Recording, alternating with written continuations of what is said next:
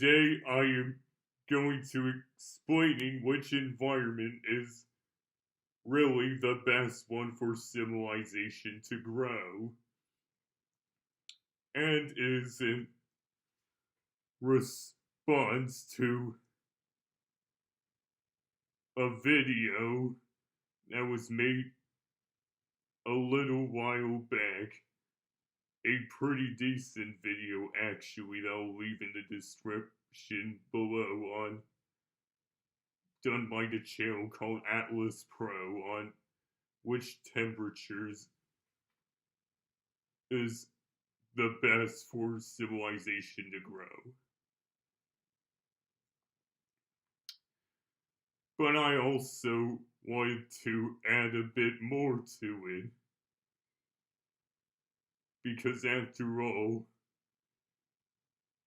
there isn't just temperature to be put into consideration, but also humidity or precipitation too, and geography and elevation,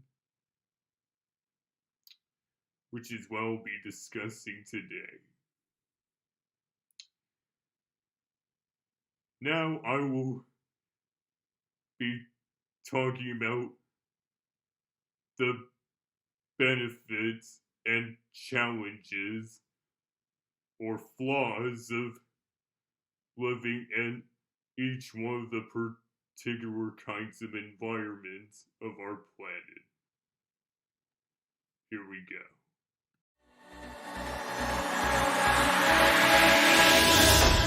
Primarily located between the latitudes of 35 and 20 degrees, it basically results in them being some of the hottest and driest places on Earth. They frequently reach temperatures of between 105 and 120 degrees Fahrenheit, or about 40 to 50 degrees Celsius. Rainfall is very infrequent, as they typically get no more than 250 millimeters of precipitation year-round. Obviously, within it we have Egypt and Mesopotamia, for instance, that formed in places with this biome. But that is it for the most part. The obvious reason should be, of course, a lack of running water to support populations in their livestock. They do, though, seem to be rich in rocks that could be used for building material. They are also usually rich in resources such as sodium, calcium, iodine, and bromine.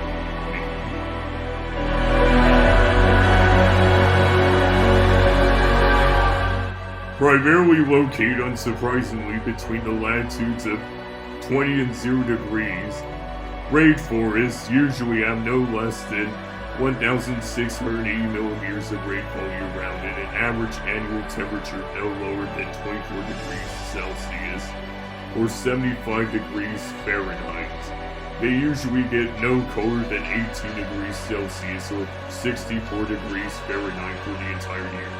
Humans have inhabited this environment throughout history. The kind of societies that reside in tropical rainforests are mostly hunter-gatherers or subsistence farmers.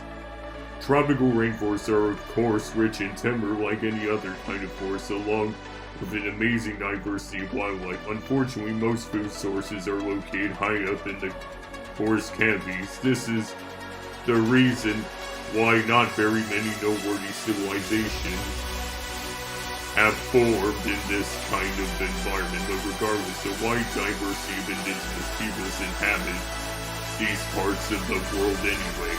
Tropical rainforests are very rich in a wide variety of different kinds of foods.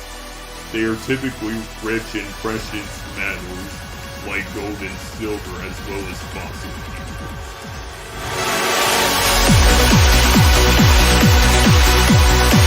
Serving as a transition between the desert and rainforest, it is mainly a mix of both woodlands and grasslands. Savannas usually have an average annual temperature of no lower than 18 degrees Celsius. They also, unsurprisingly, usually receive between the same amount of annual precipitation as rainforests and deserts do. This being also the type of environment where the earliest direct ancestors of modern humans evolved. They usually do have a wide range of wild fauna, usually grazing about.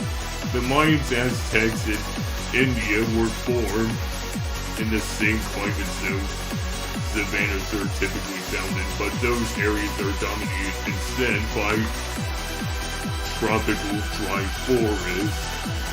The Nubians being another great example. The nutrient-rich soiled savannas make it very profitable for those crops.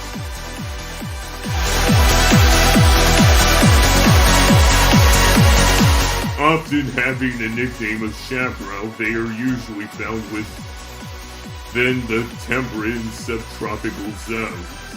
They usually have an average annual temperature between 12 to 24 degrees Celsius or 54 to 75 degrees Fahrenheit.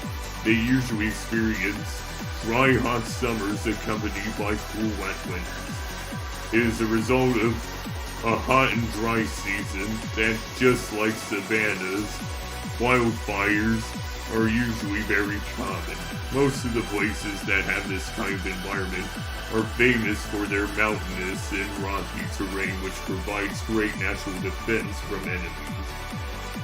Rome, Greece, and Persia were founded in a place with scrublands. They were founded among other civilizations near the sea, from which the climate type it is typically found in gets its name from. Scrubland does have rocks that can be used for building material just like deserts.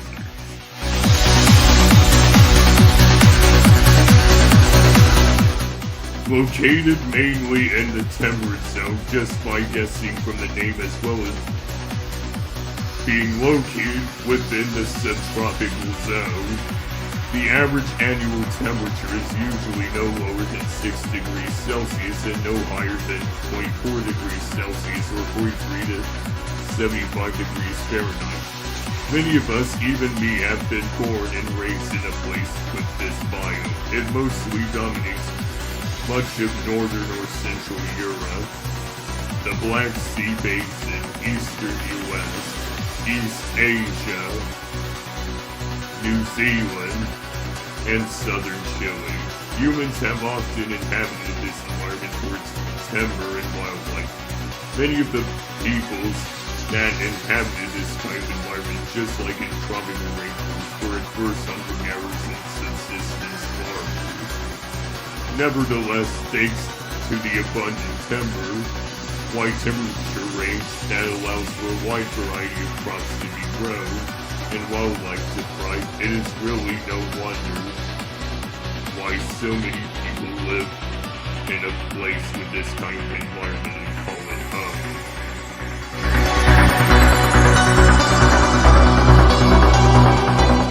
Located primarily within the temperate and partially within the subtropical zone, and often having the nickname of prairies or steppe, they usually have an average annual temperature between 6 to 18 degrees Celsius or 43 to 64 degrees Fahrenheit, just like temperate forests, but get much less rainfall. The lack of rainfall means timber is very scarce, but there is plenty of wildlife to be found, and fertile soil suitable for farming. It mostly dominates the central US, northeastern Europe, Central Asia, and Argentina. Many of the cultural groups that inhabit this environment are usually farmers, pastoralists, or live nomadic lifestyles.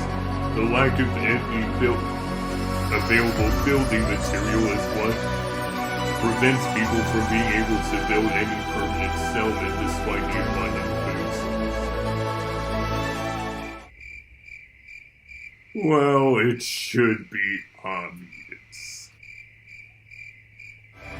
Well, after explaining the pros and cons of living in every single one of the said environments, now it is time to put them on a list from least suitable to most suitable.